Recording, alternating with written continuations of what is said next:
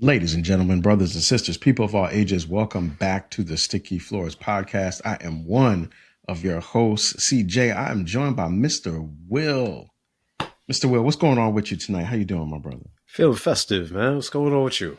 Yo, I see you are festive, man. If you're watching Yeah. this on YouTube, Mr. Will's got an all new Christmas hat on, man. I was Yeah. telling him, yo, your hat game is elite. Your Christmas hat game is elite, man. I owe it to the youngins, man. There it is. There it is, man. Nas, that's grown man hat, man. Like grown man rap. Like Nas is back out. You know what I mean? Back outside. Yeah, definitely. That's a classic right there, yo. Right. You know what I'm saying? You got the grown man hat on. We talking about movies as always. This is our fourth and final movie in our month of animated films. We started with Transformers the movie. Then we went on to Spider-Man Across the Spider-Verse. Last week we did Coco, and this week we have what can only be described as the OG. I think one of the Mm, OG classics of anime here, films, here. Ninja Scroll. You know what I'm saying? So, if this is your first time with us, we break down movies that are in theaters and movies that haven't been in theaters for quite some time, and sometimes movies that have never been in theaters at all. And we just talk to about them in our own unique and way and perspective and analysis and everything. And so we're gonna jump into Ninja Scroll tonight, kicking it over to Mr. Will. Ninja Scroll is a dark, violent anime film set in feudal Japan that follows Jubei Kibagami, a ronin who was once a part of the Yamashiro clan, but was manipulated by Genma Himiro, excuse me, into killing his own comrades. While traveling, Jubei encounters Kagero, a kunoichi whose poisoned body makes human contact deadly, and together they become entangled in a conspiracy involving the Eight Devil Clan of the Eight Demons of Kimon. This elite group of supernatural ninjas was secretly hired to overthrow the Tokugawa shogunate by manipulating gold shipments and spreading chaos.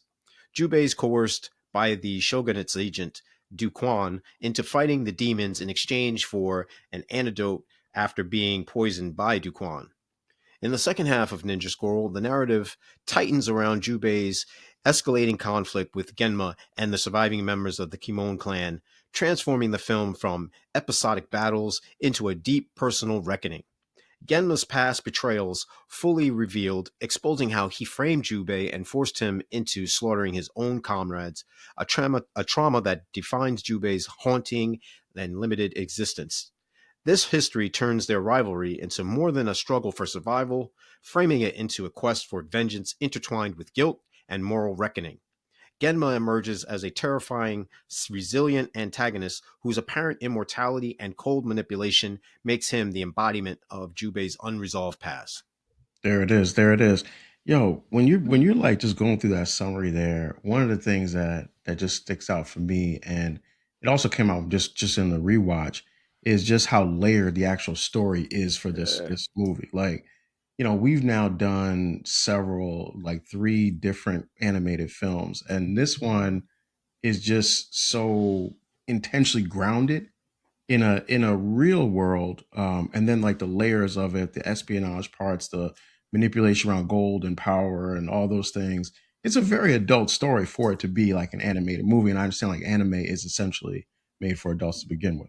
I think that's the ironic part about this, man. Like, it's the movie itself is a satire because it's presented in the format of a children's narrative or genre, anime cartoon style. Hmm. But yet the anime itself is very deliberate as far as like the very definitive lines, the dark almost encompassing the light, and then a shift as the actions picks up, the Yeah. music, which the soundtrack is pretty on point Hmm. for this particular narrative. Just everything about it speaks to what you would presume is something that is a kid version of, say, like Ninja Turtles. Hmm. You know what I mean? Like, you're Hmm. thinking like you'll find like maybe Jackie Chan Adventures, something on par with that. But no, this goes left right away, straight It does. from straight from the jump.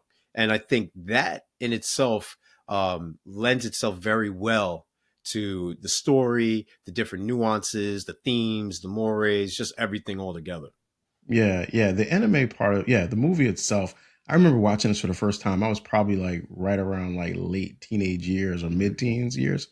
And so much of the actual story, the background story of like what Gemma and the eight demons were doing, kind of went over my head at Mm, that time. Like now, I think in other watches, I've caught up more with that part of the narrative, and even the tension between Gemma and Jubei. Like I can I'm watching it this last time. I realized how much I missed that, all mm. the dynamics around that the first time around. So it really is something that I think narratively constructed is really made for adults, and I think that's like, as you said before, kind of like one of the main tenets of anime is. Well, like for me, I was drawn to like I love art. I love like anything that requires a pen, a pad, crayons, whatever, and bringing it to life. Just the ability to create something from nothing in that style, like that's Hmm. always been something that's hit home with me. It's resonated. Yeah. Then you add on top of it that this dropped June 5th in '93, and that for me, like you, roughly around mid-teen, late teens, and during that summer, when everything's supposed to drop, like like the blockbusters and everything like that. Hmm. And I wasn't looking for a live action. I was looking for something like this. And what's dope is like my children, they watch something similar along these lines, which is pretty dope. It's not as graphic. It's a lot more tamed, but it's based upon martial arts, Yeah. melee weapons, swords, and things like that. Especially one of my daughters in particular comes to mind, and I'm like, man, seeing her watch what she watches, and Yeah. then me overlapping that, like I get like it. It almost makes me have a third childhood. You know what I mean? Yeah. That's a I that's a see. Nas joint.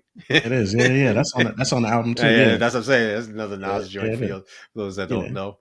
But I see you. But I see the smile on your face when you're thinking Yeah. about that. And yeah, that is like one of the things about these four movies we've done is that it kind of, some of them, like especially this one and Transformers, because my original time seeing them was as a child, Mm. it's just allowed me to go through that nostalgic journey of going back to when I saw them for the first time. And I just remember looking at the case for Ninja Scroll and just the colors Yeah, and that's what I'm how saying. Yeah. vibrant it was. And it was like, yeah, like wow. And you talk about drawing it, like that was back at a time when, I was thinking like I might be able to be a comic book artist one day. Yeah. So like, Yup. Yeah. like you would start with like putting the paper over the top of the case and just trying to trace it.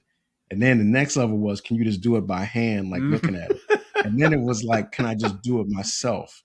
And then can I make my own character? And it was, and there was something about that style, that anime style of just drawing that just lent itself towards like a different level of creativity than I would say anything that I saw in comic books up until like a Todd McFarlane, a Rob Hmm. Liefeld, a Jim Lee, because that's when I was like really then starting to copy that too. Yeah.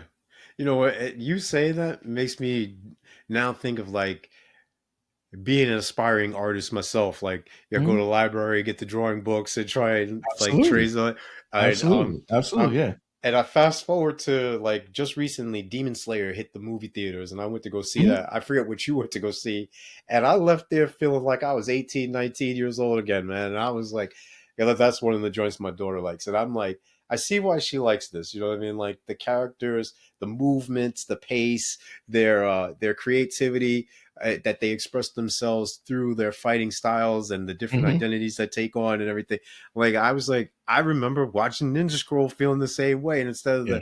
the protagonists being the ones with the different styles and everything, it's the villains who Yes. have the different Yes. styles that they're bringing to light. I have the VHS of Ninja Scroll too. That's why I'm saying like I will try to tap into this joint like once a year. Yeah. I Um, remember you saying that. Yeah. This yeah, is this is your joint. Yeah. yeah, Yep. nah. Spoiler alert, this is arguably one of my favorite. Yeah, this is probably we've done some of the favorites. You know what I mean, this past month, but Mhm. this tops all of those by far and away. But this is arguably my favorite anime movie of all time. Yeah, I remember when we were talking about Yeah, doing different ones, and I remember yeah, you going through the list of the ones that you yeah, wanted, and then getting the Ninja Scroll. I mean, I was excited about doing it too because yeah, this is just like one of the OG yeah, movies. Like it's like Akira, yep. Ghost in the Shell, like Mm-hmm. just in terms of like the ones that. if you like the genre, you have to have seen those. Yeah, You definitely, know what I definitely. mean? It's like somebody saying like, "Yo, I like hip hop." They never listened to Reasonable Doubt, Illmatic, like Ready to Die. Like, come on, like Yeah. I get it. You can like stuff now. You know what I Hmm. mean? You can like You Can't Kill God with Bullets, but Mm. you if you like that, you also gotta like Yeah, you Illmatic as definitely well. got to tap in before that. Yeah, The predecessors giving way to this. Definitely like the analogy there, CJ. I no like doubt, that. I no doubt, like that. no doubt, no doubt. But so look, so the Demon Hunters one, that's the thing that's on Netflix too now.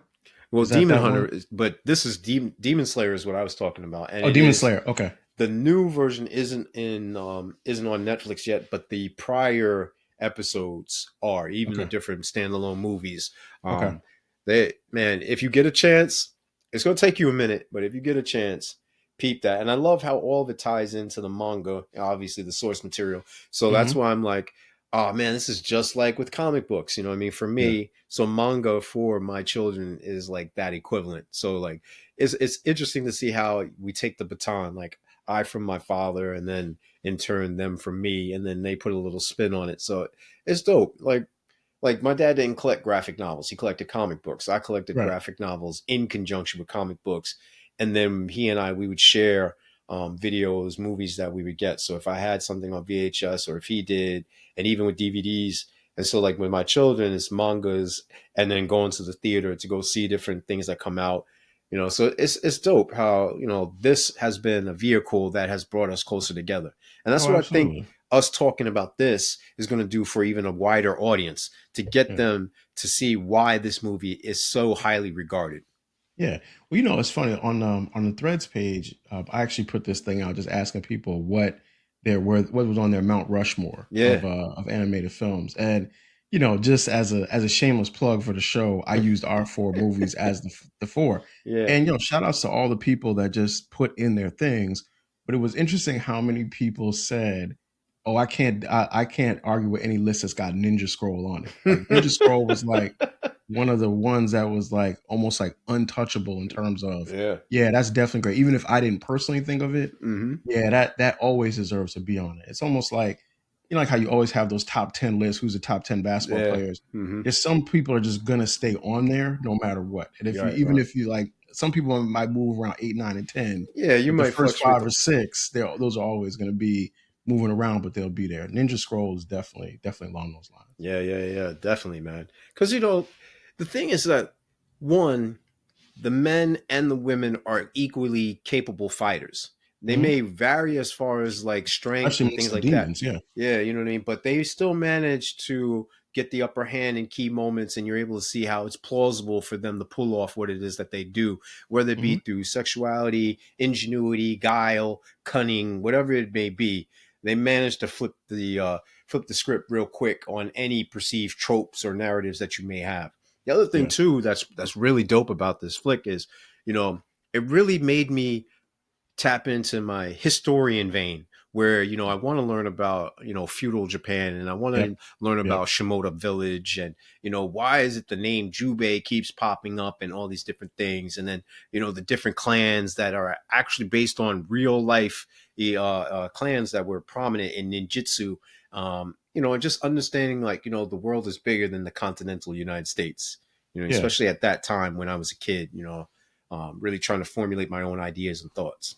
Yeah, and art helps to bridge that. Like Hmm. art gives you that bridge to other cultures. It's a Yeah. simple on ramp into that because you're right. Like how many of us even knew or thinking about Japan, in Yeah. 1993, but then all of a sudden when you're reading when you're looking at it something like this or you're learning about like you're watching Fist of the North Star or you're reading Bao, like like you're watching them joints and you're like, "Oh, what's going on there?" Like Hmm. what's this creative style? Why is the character named that name? You know what I mean? So it's like it just really shows like the power of art to really bring people together and to make people be appreciative of other people's cultures. Oh yeah, definitely, man. It's an exchange of ideas, you know what I mean? And it is a proverbial passport, if you will. Like I It get is. to, even though I haven't physically stepped foot on the soil, like I still get a gist, no matter how slight, of what it's like to have been a part of that society and to see what their traditions are, what their culture and their heritage brings to the table. And Yeah. quite frankly, uh, you know, the Wu Tang. is symbolic of that, man. You got a Big part bunch of it. bunch of Big part of it. guys, Yeah. and even though we're Yeah. talking about Chinese versus Japanese, and there is a Yeah. distinction, Hmm. just the fact of Eastern culture, Yeah.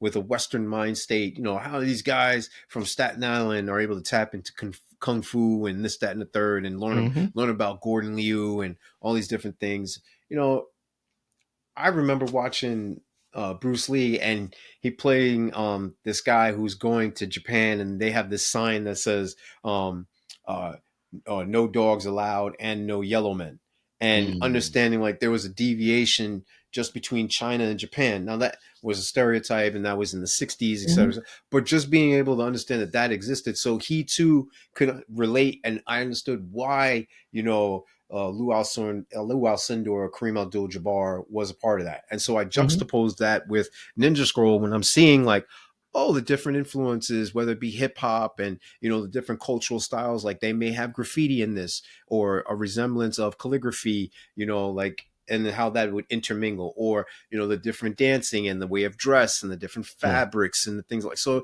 you know, they have their spin, we have ours, and you can see an amalgamation of the two worlds meeting. Absolutely. Absolutely. So I want to go back to something you said about Demon Slayer. So you said you saw that in the movie theaters, Yeah, right? yeah, yeah, So I was watching this, and admittedly, this is not like one of the genres of films where I know a lot about it. So I'm asking yeah. the question: Am I missing that there is like anime in movie Oh theaters, yeah.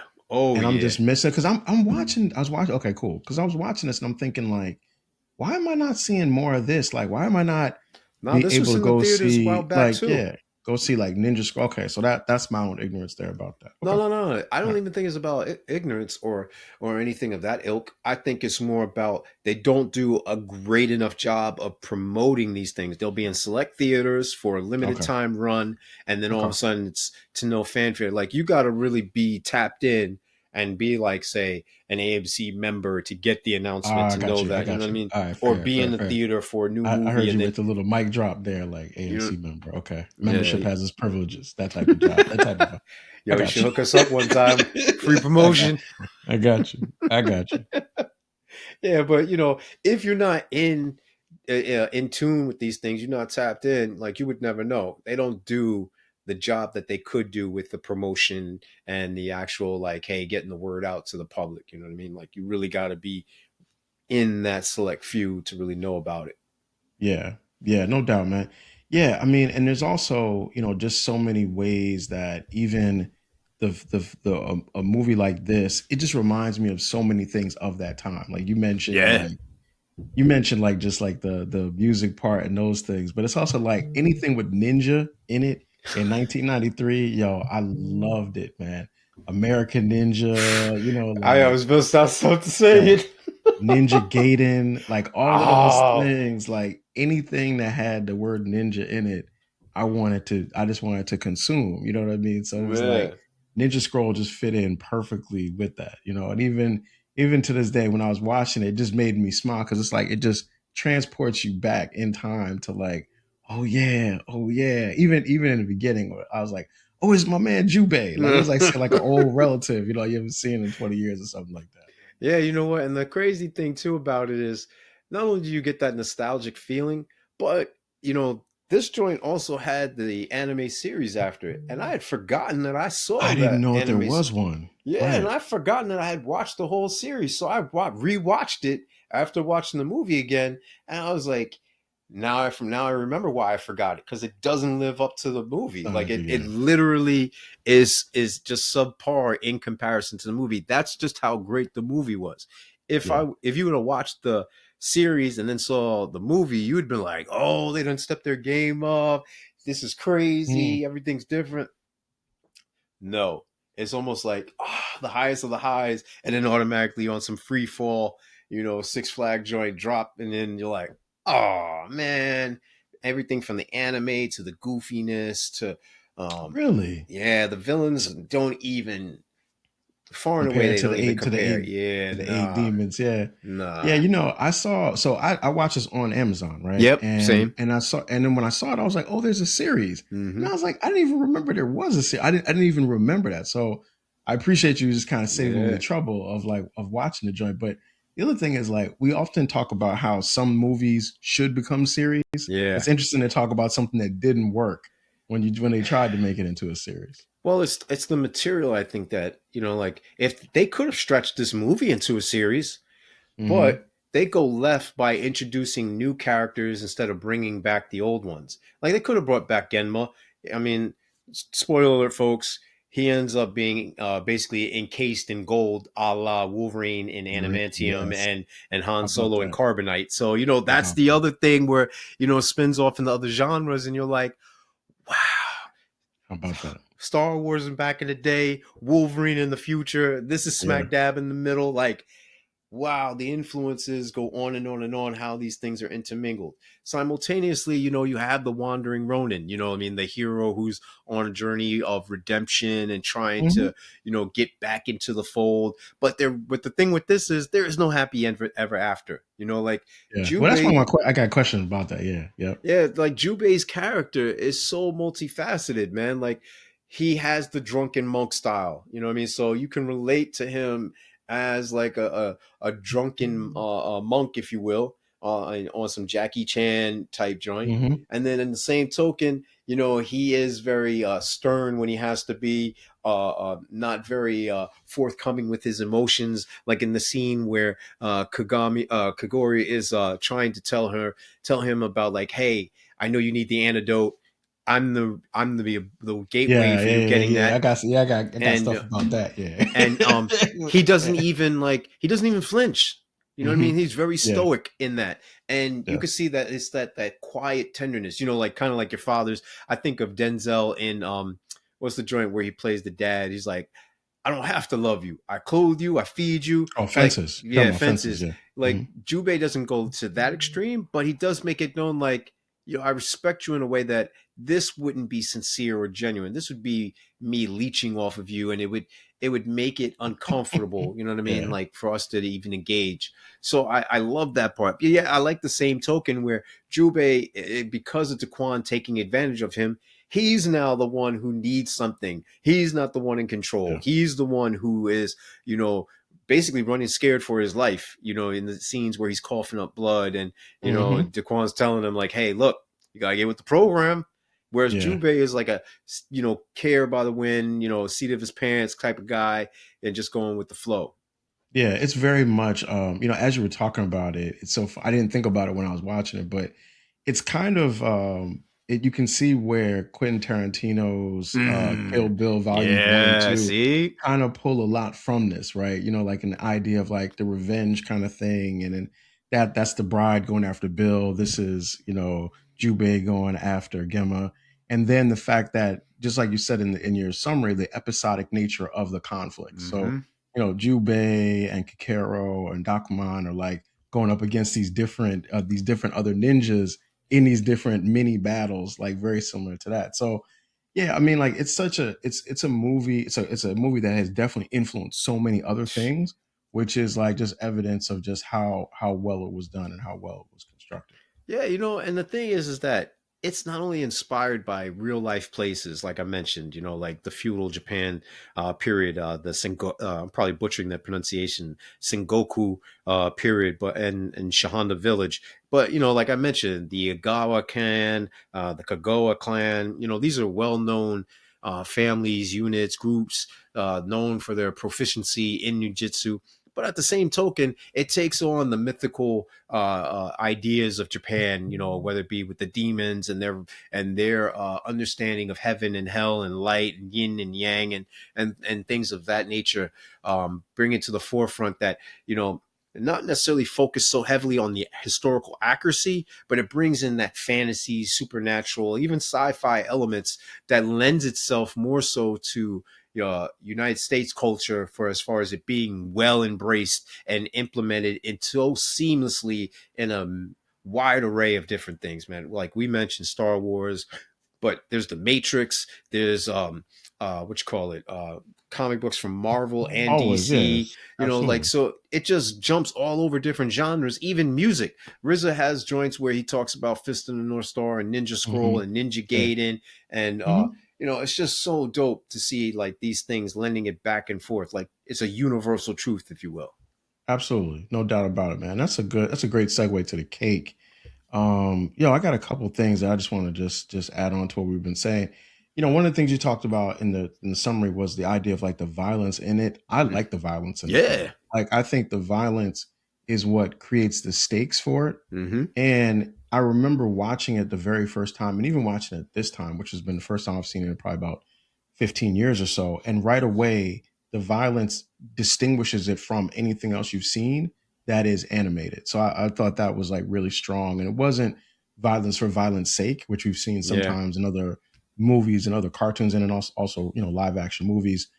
Second thing, the stories and the designs of the characters, they're great. And like I had to like when I was writing the notes for this, I just kind of wrote everything phonetically.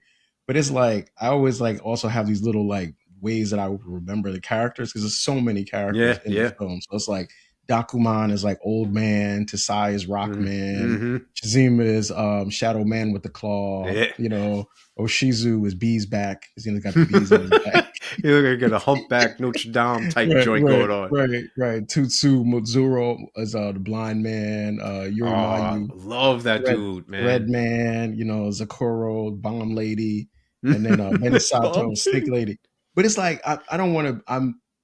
It's funny, but I don't want to make light of it because like there's a real creativity that was put into this, and I Yes. really just dug that and appreciated it. And then last but not least, like I said in the beginning, the storytelling, the layered storytelling, and the way that the story actually grows with you is one of the things I think makes the movie very endearing. Is that it's aged well because of the way the story is set up. Yo, CJ has knocked it out the park once again. Um, he mentions the blind swordsman. That's also off of a live anime, a live action. The gentleman, the title of that movie is Zatuichi, which means Hmm. blind swordsman. So, like, it made me go rewatch the Boondocks episode where Stinkmeaner fights Grandpa, and Huey is telling him that he's a Zatuichi, he's a blind ninja swordsman, and nah, he's Yeah, not. So again, it lends itself across all different yeah, types of yeah. genres, years, Well, all influences. Denzel Washington in Book of Eli, Yeah, you know what I'm saying? Like, yo, the that blind swordsman, the same thing, same during idea. an apocalyptic type of Right, right, and a journey to take something yes. somewhere, fighting against the different people. Yeah, And yeah, that's why like this thing for me is so like intimate yet so like expressive. So man, it's just dope on so many levels. It has a wide array of characters, the yep, litany of colors, like CJ mentioned, the stylistic anime, the mature themes that it talks about, the storytelling itself, the different formidable villains. It's almost like a yeah. video game, where it's going up, um, uh, Very much like a like the video different game. Yeah, levels and stuff like that. The action is so intense, like it's palpable as far as like the suspense. It utilizes martial arts, which I'm real big into. yep, Swordsmanship, melee weapons, and all the weapons were different. CJ mentioned the claw joint coming from the shadows. yeah, The implementation of yeah. gunpowder, the blind Mm-hmm. ninja swordsman, the samurai code versus the ninja code.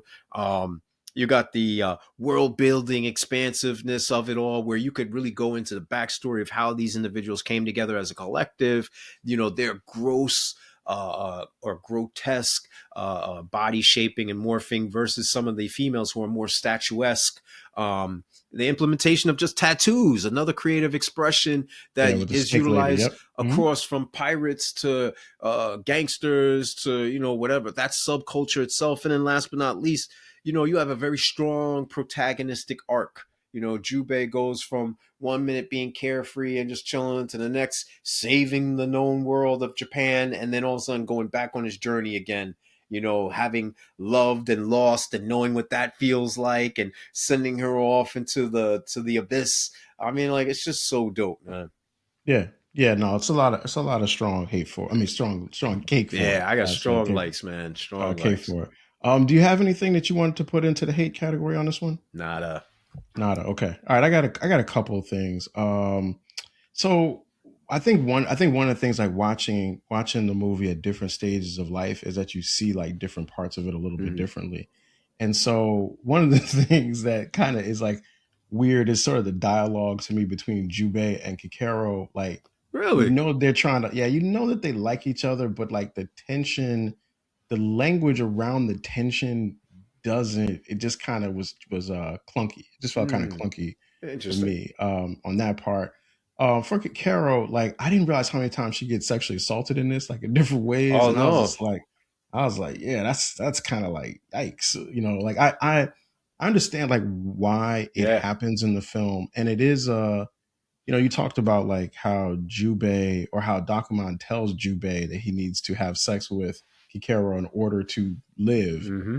But it's just interesting because like the way that particularly I think it's like Tasai and Shizima, like their assaults of her is like juxtaposed against Jubei's not wanting to do anything with her or not wanting to take her like sort of in that way. Mm-hmm. But it was just kind of like the first one, okay, but the second one, I was like, all right, I get the point. Hmm. Like you landed that plane for me there. Gotcha. Um, Jubei survived. So the fight with Jubei and what's his name? Uh, um, Yuri Mayu Hmm. with Yeah, the the guy with the wire lion. and Yeah, yeah, everything. yeah. Yeah, and Zakuro kind of bails them out by blowing them up and everything. I would have liked to have seen Jubei figure out how to beat Yuri Mayu because Yuri Mayu was like clearly kind of like the ball, Second in command. Yeah. the second boss of the ball of them. So Yeah. I would have just liked to have seen that being handled a little bit differently. And then like the way the Dakuman kind of lies to Jubei about you got to have sex with Kikero in order to save yourself, when in actuality you kind of see early on that it's not so much it's that Kikero's bodily fluids are actually what is poisonous. And so that's what's killing Tasai, like, because, you know, well, you Mm-hmm. saw the scenes, I don't have to talk about that. But like even in the end, he kisses her. The kiss is what saved him because of course there's some saliva in her mouth, and that's like what kind of allows Jubei to live. So it's kind of like interesting, like that build up to get to a place where it doesn't happen. And maybe it's not necessarily a rug pull, but it was just like an interesting kind of way that narrative was built in for it to not be consummated in some way. And I'm really trying to Yeah, figure out no, all no, the no. I get you. clever ways to not. I think you've handled it very professionally and very well as far as what you're trying to convey. Yo, I'm really trying to do. I'm really Nah, trying to. kudos, I'm trying, kudos to you, listen, sir. I'm trying to keep it PG-13. Kudos to you, sir. No, kudos to you. Look, it's so funny. I watched this joint with my daughter. Right, she's Wow, 13. Right, so we yeah. watched it, and I was like, "Turn around, turn your head." I had to tell her. She's like, "Dad, just Mike, just fast forward." And I'm like, "Okay, cool. I'll fast forward." Then like, turn around, stop doing because I didn't remember Yeah, those that's so parts. graphic. Yes. You know what I'm saying? I didn't remember that those parts are gonna come up, and then when they did, I was like, "Dang, I forgot all Yeah, you forgot all about about that boy right there. Yeah." So it was a little caught me off a little guard there, man. But you know, still, man, amazing joy, amazing joy. All right. Yo, let me jump into the questions for you, man. Yeah, Before I get, shoot. okay, I got four for you. Okay, first one. All right, excluding Gemma, right? Because he's the Yeah. toughest of the tough. Yo, which of the demons would survive a battle royale and come out victorious, in your opinion? Wow, that's tough, man. That's real tough. You want me to run? You want me to run them down? No, Run no, them no, down no, one more no. time? I'm Okay. thinking about it in my head. All right. Who's gonna come? Who's gonna survive, man? Who's gonna come out on top? You know what? I'm a little biased, so I mentioned him earlier. I'm going with the blind ninja swordsman, man. I am. Okay. I'm very partial. Um, I say that Muhiro would win because one, he's cunning, he's Mm-hmm. strategic, he's Mm-hmm. focused, he's determined, he's agile, very skillful with the blade. Um, he's not dependent on just one of his senses. He's cultivated all the others. Yep. Um, and he's arrogant enough to like really like not want to lose. It kind of Mm-hmm. reminds me of Daredevil. You know what I mean? So that's why, like, Very yeah, much like Daredevil. Yeah, yeah, definitely. I would go with him, man. I'd go with him. Definitely. And actually like he probably would have killed Jubei if not for Yeah, the interference of yeah, by Kikero with Kaguro, the yeah, blade in the thing in the bamboo stick. Yep. yeah, How about that? All right. Yeah, that's a good one. All right. Second question. So you mentioned the ending and you mentioned like how Jubei doesn't get a happy ending, yeah. you know, in certain terms of being with Kikero. But Should Kikero have survived the final conflict, and do she and Jubei deserve a happy ending together? Do they deserve it? Most definitely. Most Okay. definitely. They've Okay. both lived a life of hardship through no fault of their own. They've both been taken advantage of. That's why, for me, um, and I'm saying this very sensitively, um, I don't think that any of the scenes were too much for me. I think it Okay. hammered home the point of here's this woman who has been taken advantage of mentally, physically, emotionally all of her life, yet she remains dutiful, focused on the love of her clan, her mission. No She's doubt. prideful. And then with Jubei, it's the same thing. You know, he was tricked by someone he loved, he cared for. This is his right hand man, this is his boy. But again, as you know, uh, you know, as the saying goes, made famous by Cormega, the enemy is never a stranger. You know, Hmm. it was Judas who put Christ in the grave, as he Hmm. said. You know, so they're that close enough to you to take advantage of them, and it lends itself with Genma's prowessness to be able to shapeshift and be Yeah. immortal to regenerate things. So like everything lends itself to it, man. I think that they do definitely deserve that because of their traumatic experiences, and I think that we'd have a totally different movie. So therefore, I don't think that it could go that way. But Yeah. me, man, of course I want her to live. Yeah. I know Of you course, always. Yeah. I know you want people to like, get together. Yeah. yeah, I Yeah. I want know. them to I get know. together, man. I hated that she got killed by getting stabbed in the back like that. To me, that's cowardice. You know what I Yeah. mean? Like you're supposed to Yeah. be this big boss man. Like, why would you do that? But then again, he's an evil dude. This is what Yeah. they do. Yeah. Gamma is that dude, man. He's Yeah. that dude. All right. Here's my question number three. All right. So, which would you be more interested in? An in theater animated sequel to Ninja Scroll, or like that's at the level of Ninja Scroll. Let me put that caveat on it. Or a live action retelling of this movie. Nah. I've seen far too many times, being let down. Netflix has a plethora of movies that they've taken and just basically tarnished. You know what I mean? What's the joint that came out most recently? Um, it's gonna mess. This is gonna mess me up. I can't think of the name of the movie. I'm gonna look at it while you Yeah, ask you me the can look next at it. question. Yeah. But Hmm. nonetheless, no, no, no anime all the way. I don't care if it's like the 25th anniversary or whatever. You know how they do and the glitz and glamours and add a deleted scene, whatever. Anime, hands down, hands Okay. down. Okay. So I got to ask a question. When we talk about the comic book films, like we talk about how you like seeing, like, I'm just using Wolverine as an example, like going from the page to the movie screen. It seems like it's a little bit different when it's anime. Is there like a reason why you're looking at anime a little bit differently? I think that I look at anime with a different lens because the mangas um, add more details and stuff because Okay. of the different cultural differences and subtleties that you can't, like, certain words just don't translate well. You know what I mean? So Right. you don't get the Mhm. gist of it. So Right. right there and then I have to lend a little bit more credence and leeway to different I got things. you. No, I Um, understand.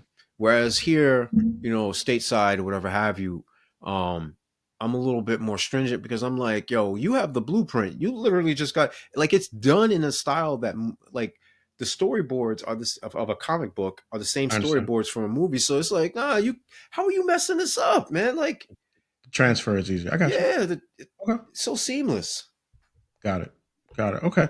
All right. So here's my last question, man. Now, I know that you are heavy in anime and you really know kind of like the genre and the movies. So I want to ask you this question. So, what five shows or movies would you recommend for fans of like Ninja Scroll checking out after Oh, this?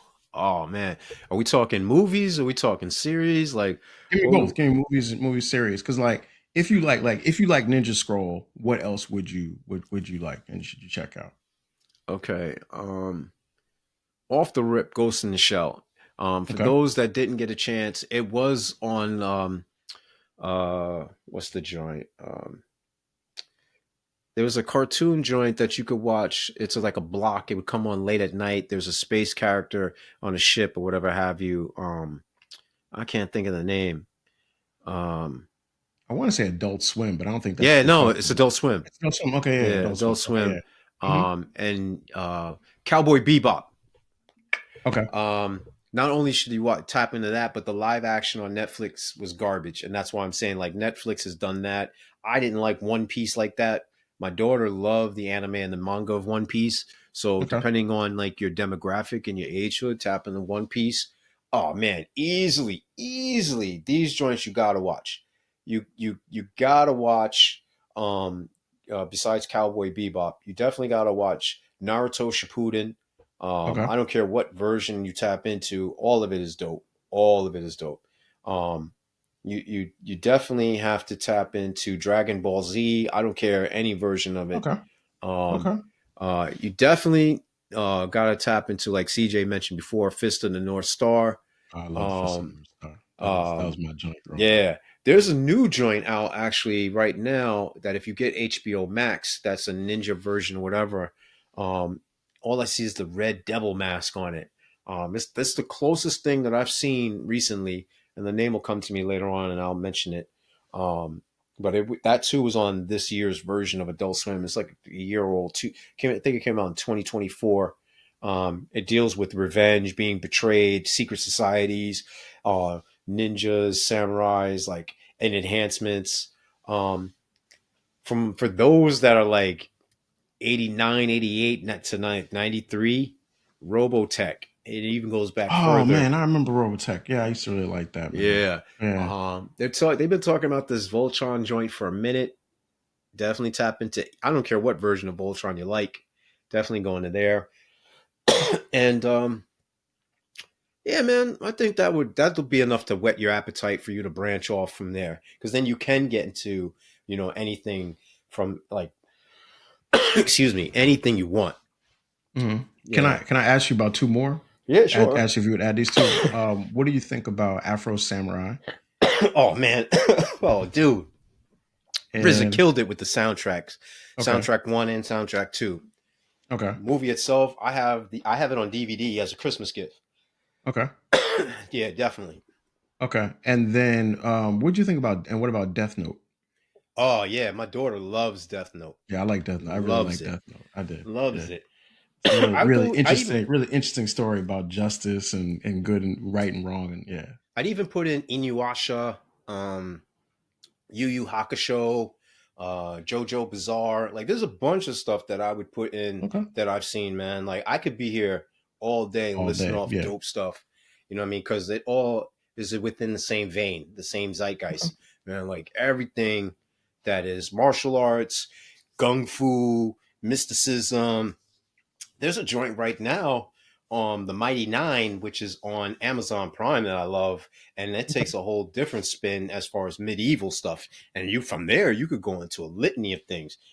The reason why uh, Avatar: The Airbender and it was so successful is because it lent a lot of credence to cyberpunk slash martial arts slash futurist type of ideals and stuff. I mean, it's like the Matrix. Why that Got was it. so big? Yeah.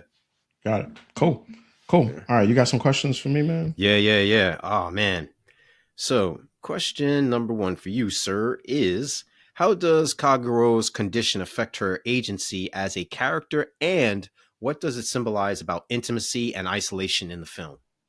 You know, man, I think you said something that was really that there was a word used to describe the character. You said that she's very like dutiful. I think that's the word Yeah. that you were Yep. talking about. Just her duty to her clan, her commitment. I think the character is the idea that she is connected and attached to things and yet is largely untouchable by Mm. the people in those things is like a really interesting dynamic. Like in a sense, she has this defined identity, and yet she's talked about in a like everyone kind of talks about her in this almost condescending kind of way. Mm. All the other male characters kind of like kind of talk about her like you can't touch her or like whatever, or like it's a shame that she looks like that but you can't touch her. And yet like Jubei's character is the one that's really different because he sees all those other things, and those are the other things that he actually admires about her. And like just the way that character is written is very it like I said, I mean, so many like overlaps with it. Reminds me a lot of the X-Men Rogue, right? Like the Mm. idea of like you have this character who's like strong and committed and beautiful, but she can't be touched by anybody. And I guess in that dynamic, Jubei is Gambit. like a Gambit, right, in that situation. But yeah, that's what I would say about that. Ninja Kamui. That's the joint. Okay, Definitely peep that joint. okay. Sorry, that was on my mind. I'm like, "Ah, what's the No, name no, of the you joint?" got But to get yo, it. no, I definitely love how you intertwined the X Men's, in particular, Rogue and Gambit's love affair Hmm. slash inability. It's like the modern day version of Romeo and Juliet. It I is kind like of like that. that joint where Yeah, you want something but you can't have it. They flip it though between the physical touch rather than the family feud and everything. I like that. Oh man, yeah, CJ, you on fire, man. yeah. Um, what's the significance of the eight devils of Kimon representing exaggerated, almost monstrous traits rather than a grounded human antagonist? Yeah, there once again, man, it's something that I mean, like this movie, it just overlaps with so many other things. And one of the things that you mentioned this earlier too, like the idea of it almost playing out like a video game. Like each one of them, each one of the eight devils, they require you to beat them a different way. Mm. And it's like it reminds me so much of playing video games where the way you beat the first level boss, you can't beat the second one the same way. The third one, every one is a mixture of skill and strategy. And throughout the movie, Jubei and Kakarot have to beat the demons by a mixture of their skill and a strategy for how to get them because you can't beat them all the same way because their skills are so different. And that's what makes the movie so interesting is like one of the things that makes it interesting because as you're watching it, you're like, okay, they beat the rock guy, they beat Tasai, but how are they gonna beat like Yurimaru? Or like Mm. how are they gonna beat the bees back? Like how are they gonna beat him? Yeah. You know what I mean? Because it's like they all have these different things that they have going on. So I think like it's just a shout out to like how the characters are designed and the way that they're integrated and the fact that it feels like there's a hierarchy where each one is a little bit tougher than the one before and it forces both Jubei and Kakarot to level up just like it would you in a video game situation.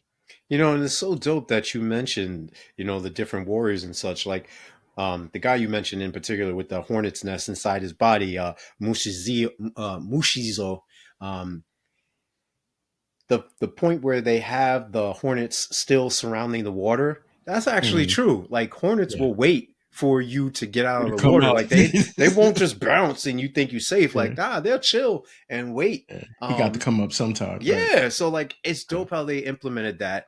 Um Go back to something else you asked with regards to the different anime. I love how, whether it be Henry Cavill or Michael B. Jordan, all these leading figures also tap into anime. So that also lended itself to them being, I believe, even better artists, better actors, because they're able to draw upon the inspiration Mhm. with the anime. Michael B. Jordan was in Genlock, and that was real Mhm. dope. I was looking for them to finish that. Unfortunately, it ended prematurely for my liking. But the fact that these dudes are in that sphere, which lends itself to Ninja Scroll with Mushizo and his expression of violence through nature itself, or the different ways that these guys are creeping in the shadows, or they have rock hard bodies like Colossus or whatever. Like Yeah. so, I, I Or I the love thing. Yeah. I love how you were able to see that as well. I always thought it was just a me thing. So, man, once again, kudos to CJ, man, for really tapping in on a movie that, I feel is grossly underrated. My next question for you is why has Ninja Scroll endured as a cult classic despite or because of its controversial content? Yeah, I mean, I just think like and this gets back to, watching it for the first time when I was like 15 and then seeing it in my 20s and now seeing it in my 40s, it ages well Mm, because the story is nuanced, it's layered. You can go back to it and get a different level of depth that this time than you did the last time. The violence holds up, the art holds up, the yeah. anime holds up, the like you said, the soundtrack holds up. It's just very well done. And I think, like couple weeks ago, we did The Godfather. Godfather came out in the 70s. You know what I mean? Hmm. But it's like if it's good, if it's quality, it will endure. And it's not. There's nothing about this movie that was trendy. It Mm, was actually setting trends, right? And it was mm, like right in the midst of all of that. So I think that's what it is. Like it's just a classic film. It's like it's like Larry Bird. You know what I mean? Like Mm. you can't be like talking about the 10 greatest basketball players of all time. You got to say Larry Bird. You got to Yeah, put Larry Bird in there. You know what I mean? Even if you want to move it a little bit because okay, you got Jordan now, you got yeah. Kobe, you got LeBron, but it's got to be there because it's just so well done, man. And that's what I think is what makes it endure. Like we were saying before, you can't really say I like anime if you've never seen Ninja Scroll. Like that just wouldn't go together. Yo, CJ's cooking with fish grease right here, man. I love the implementation of Larry Bird because the packaging is not sexy and attractive. People Right. want the Ferrari, they want the Lamborghini. Here you got Larry Bird, the hick from French Lick, and he's driving a beat up Chevy pickup. You know what I mean? But Yeah. this dude is talking slick talk, telling dudes He'll like, "Yo, cook why you you. He'll got this?" cook you though. Talking about why you got this white guy guarding me. You better get a brother on me. Telling dudes Right. like, "Yo, John Sally, that is, yo, I'm gonna hit this shot, fade away, pump fade away shot, and then hit it. You know what I mean? I'm telling dudes at Right. the All Star game, yo, who's finishing in second place? Yo, CJ is on fire. Right. Larry Bird, man, he's doing his thing. I Right. love it, man. I love it. Especially since you get this picture in your head that Larry Bird was like 6'5", 6'6". No, this dude is like six 6'9". ten. Yo, Yeah, he's pretty like big. this dude is big, yo. Yeah, he He's not was. he's Yeah. not a little cat. No, he Um, was. He was legit, man. Yeah, like this the misconception that he couldn't play, and like you'll have a Calbert Cheney or you'll have a Jamal Mashburn telling stories and stuff, and they're like, no, this dude was on fire in He's during the nice. Dream Team. He was on the Dream Team for a reason. You know what I'm saying? It's Yeah. just a back issue. If he ain't had Yeah. the back injury, if he wasn't injured, we talking different. Yeah. Um, I mean, you know, my next question for you then is how might modern audiences interpret the film differently than viewers at the time of its release? so all right. So this kind of gets back into the thing I was just saying. I think it matters when you watch this movie in your life Yeah. more than anything else. So it's like I think if you're watching for the first time and you're 15, Mm. it's different than watching it for the first time if you're 40, right? I don't think that you're going to see it the same way. I think you'll both find things that you really pull from it.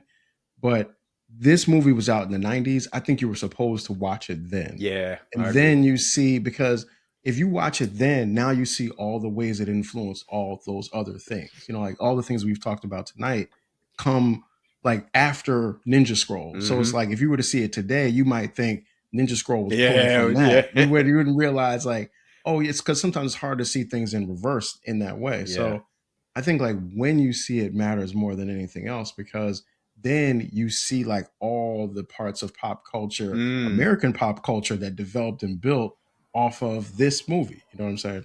No, that's dope right there. I definitely wholeheartedly agree with that. Who's your favorite antagonist and who's your favorite protagonist?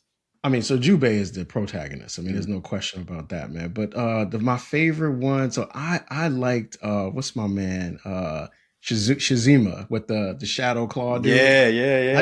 I just loved that design. Like whenever something is like made where someone has like one part of their body that's like super large and kind of like off balance from the rest of it, and I just like the claw is so big and Yeah. yet it's functional because it like shoots out things and it's like you hear like the chain and he Yeah, yeah, snatches the yeah. chain Sound back effects and and he everything. goes to the shadow. Like I just the whole design of that character was like it was like kind of like a night crawler, kind of like Mm. a character like that. It was just real dope, man. I like That was my that. I favorite. like that answer. Yeah, Cool. that was my favorite, man. So what you All got on right. the popcorn, man? Yeah. Yo, you know what, man? I was actually on 4.5 when I thought at the beginning, but I'm giving this 5, man. I'm tipping this at Mm. 5. It's like talking about it in this conversation made me like just love it even more. And obviously 4.5 is no slight Oh to no, no, no. anything that we're doing.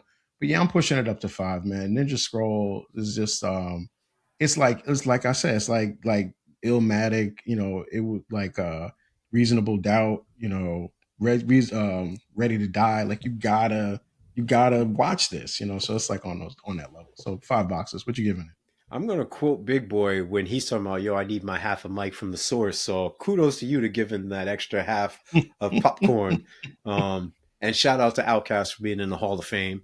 Um, Salute I'm to it. definitely going with 5, man. Like Yeah, this, this was your joint, man. this Yeah, is my like I yeah, said, man. This is arguably my favorite anime of all times for a yeah. multitude of reasons, man. Like it just really, really, really has ingrained itself in me as far as everything and why I do what I do, why I like what I like, just why I talk or use certain words. All of it is dope, Yeah, very influential film, no man. doubt, no doubt. All right, so for on my hot take, man, and I feel like I've foreshadowed this like a million times with the stuff I've said tonight, but Which is so I dope. think, the thing with the eight demons and even with Jubei and Kikero and Dakuman is like I was thinking like they're all mutants. My Mm, hot take is that their powers are all natural because it doesn't. I don't okay. know if it like where they come from, but like maybe it's just the X Men fan in me. Like I Mm, watch it and I'm like, okay, Gemma is like Wolverine, kind of like mm, Wolverine Mystique kind of mix, and obviously Kasai is like a Colossus thing kind of mix, and Jubei is kind of got like that Gambit thing where he's mm. like a little bit faster reflexes than the average person. In addition to the ability to do the things he does. Obviously, like Kikero is like Rogue with Mm. like the sort of the you can't touch me poison kind of thing. Dakuman is also like a shapeshifter kind of point. So I just think like these characters were like mutants before people knew what mutants were. Mm. And so they were like, oh, okay, if you have these mystical powers, you must be evil. The powers must come from somewhere bad. Okay, But okay. actually, they're like natural things that kind of came out of them. So that's my hot take on I on dig it, man. That's the dope. Ninja Scroll. Yeah. What you got on your hot take, man? All right, so this is gonna be lengthy. Bear with me, but that's because But do your thing, man. I know this is your joint, my man. Go ahead. favorite. Yeah. So, I'm gonna um, sit back and eat my popcorn while you're talking, man. so for me, Ninja Scroll is the greatest Japanese anime film of all times. Like Okay. hands down, there's nothing superseding it. It achieves what almost no other anime has done, whether it be aesthetically, philosophically, cultural. It has dominated, and it didn't have to compromise what it was talking about, or how it presented itself. Um, it's not just merely an influential anime, though.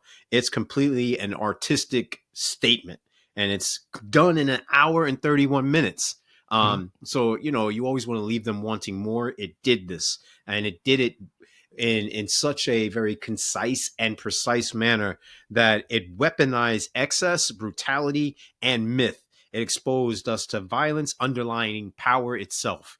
Um, where many anime strive for emotional identification or moral upliftment, Ninja Scroll rejects comfort entirely. You mentioned it, how there were certain scenes in which, you didn't feel were appropriate for your daughter. Well, Yeah. imagine being an adult exposing anyone to that, because this is conversation talk that you don't normally do. You don't Yeah. normally talk about sex, politics, and religion. Ninja Scroll does all of that and then Mhm. some. There's heterosexual relationships, there's bisexual relationships, There is. Yep. and Yep. this is all at a time when you know that things weren't discussed as openly and as Yeah. freely. Now there wasn't that movement. Ahead of the curve, no Yeah, doubt. Yep. so this thing did that in many ways. What like that was previously not done. Ninja Scroll not just rejected those things, but you're not talking about heroism for the sake of heroism. You're talking about something being governed behind survival of the fittest, or survival ethics, or the main code, first law of nature is self-preservation. Jubei's doing whatever he has to do in order to get the antidote. He's not doing this because in fact, he said, "Nah, I don't want to even get on board with it." He's saying Mhm. like, "No, I'm going to do this because the incentive is that I'm not going to die." And then Mhm. along the way, you see demonstrations of why he was this hero. But he had lost all resemblance of that when he became a Ronin. That's another thing, being part of a collective and then being ostracized. And through no fault of his own, he was set up. He was framed for something he didn't do.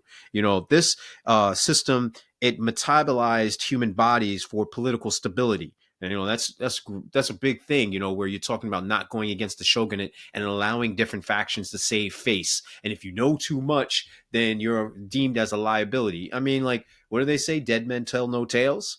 So there's that ambiguity that's left there because individuals are worried about CYA. In that sense, you're talking about the eight devils of Kimon. They're not just villains. CJ mentioned that, they could be described as mutants. And in a time where, something was seen as witchcraft if you didn't understand it. People fear and hate Yeah. what they don't understand. In this case, they're the embodiment of corruption, biological horror, and authoritarian control, making them the antagonist, that is, a more philosophical discussion and legible than the ostensible hero, in this case, Jubei. In fact, with Jubei, he's on an emotional roller coaster. This guy is 1 minute very stoic. Next minute he's a goofball. Next minute he's a loner, a lone wolf. But at each time you get a litany of emotions that we all go through. No one is all one thing. And I think Jubei masterfully demonstrates that to me at a time when I was an awkward teenager. You know what I mean? Like Mm. trying to come into my own. So these notions of trying to develop and cultivate a sense of self lended itself to me, an impressionable youth. That's why I think it stayed with me for so long. With Jubei, he has this moral penchant through which the audience also experiences systemic cruelty without narrative reassurances. There's no redemptive arc. There's no ideological victory here, only one of endurance. And I think that's permeated throughout the entire movie, progressing like in a video game, going through each stage and then your lifeline diminishing and then managing to get, a boost or whatever have you. You know, there's that refusal to grant catharsism in a very precise, elevated manner. Ninja Scroll is above its peers. You're talking about movies that came out during that time that weren't able to be as effective during this whole counterculture movement of what they call Japanimation coming in at that time. Like this was something kind of like hip hop, like avant-garde meets rebellion meets counterculture. Like you're like, what is this? I remember the first time I heard hip hop, just like you remember, like where you were at, like you were telling me when you saw Ninja Scroll. I was in a similar Hmm. vein where I was like, yo, what are those? Like that joint is crazy. My mind was blown. It would never go back to the same way. The only thing that I could think that ever duplicated that feeling was the Wu-Tang and Mobb Deep. Mm. And Nas, like that ushering of 93 to 95. The film's visual language, it further cements the supremacy of this movie. I mean, I could go on and on and on and on about this movie and why it's so crucial. It transcends anime itself. I mean, it's the basis for the Matrix. A lot of the scenes in the film of the Matrix, the directors themselves said that we took a lot from Ninja Scroll. And how are you watching an anime? You're supposed to be, like too mature for that at a time when this is supposed to be for kids and guys who play video games and stuff like that. Ninja Scroll stands alone not because it's pleasant and not because it's a kid thing. It's honest, it's direct, it's uncompromising, it's historical consequential. Again, it doesn't age, it endures. It's a medium built on illusion, and at its highest achievement of all is that it does endure. It does have these qualities about it that stand the test of time. And there it is. And there it is, man. Yo, I can tell you're really passionate about this, man. Yo, It's yeah, I know this is your joint. I I got you. got like I got you. a I got source you. of material on this joint. I could No, do I got you. a move. We could do just like a series of this on our own about Ninja On this Scroll. Ninja Scroll. Yeah. I Yeah. got you. Nah, I can really hear it, man. I can really hear it. Yo, yeah, so that's our breakdown of Ninja Scroll, man. That completes our month of animated films.